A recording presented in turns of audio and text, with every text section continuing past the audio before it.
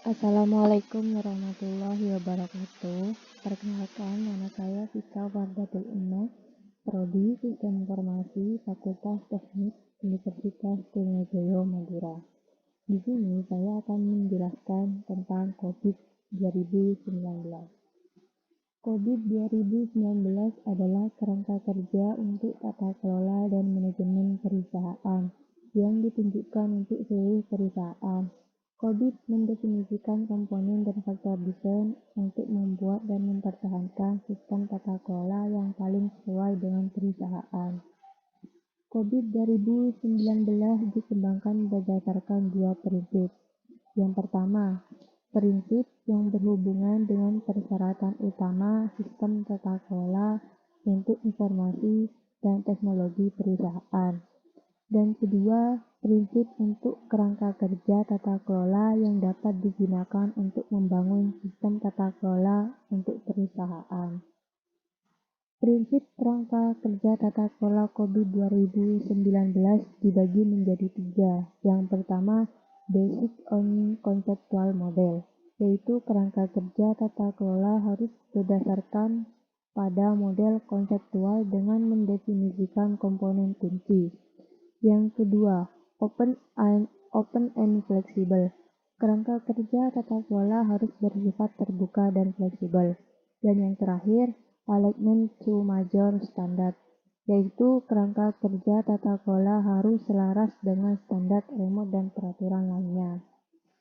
Ruang lingkup COVID 2019, tata kelola governance yang memastikan bahwa A. Kebutuhan, kondisi, dan opsi pemangku kepentingan stakeholder dievaluasi untuk menentukan tujuan perusahaan yang seimbang dan disepakati.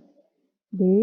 Arahan ditetapkan melalui penentuan prioritas dan pengembalian keputusan. C. Kinerja dan keputusan dimonitor terhadap arah dan tujuan yang disepakati. Manajemen yang meliputi aktivitas yaitu merencanakan, membangun, menjalankan, dan memantau kegiatan yang sejalan dengan arahan yang telah ditetapkan oleh Badan Tata Kelola untuk mencapai tujuan perusahaan. Komponen COVID 2019 ada 8, yaitu yang pertama, proses, yang kedua, struktur organisasi, yang ketiga, informasi, yang keempat, SDM, keterampilan dan kompetensi, yang keenam, prinsip, kebijakan dan prosedur, yang ketujuh, budaya, etika dan perilaku, dan yang delapan, layanan, infrastruktur dan aplikasi.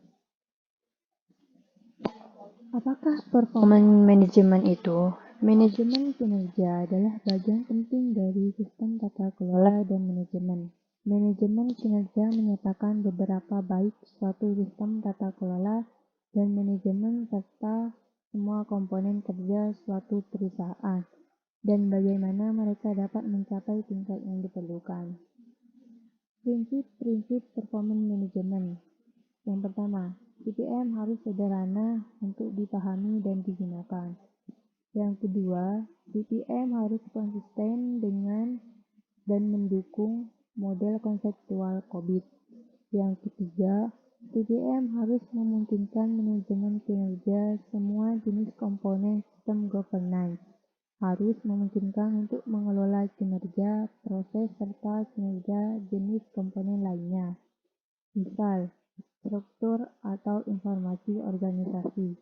Jika pengguna ingin melakukannya, CPM harus memberikan hasil yang andal, dapat diulang, dan relevan. Selanjutnya, CPM harus fleksibel sehingga dapat mendukung persyaratan sebagai organisasi dengan prioritas dan kebutuhan yang berbeda. Dan terakhir, CPM harus mendukung berbagai jenis penilaian, dari penilaian mandiri hingga penilaian formal atau audit.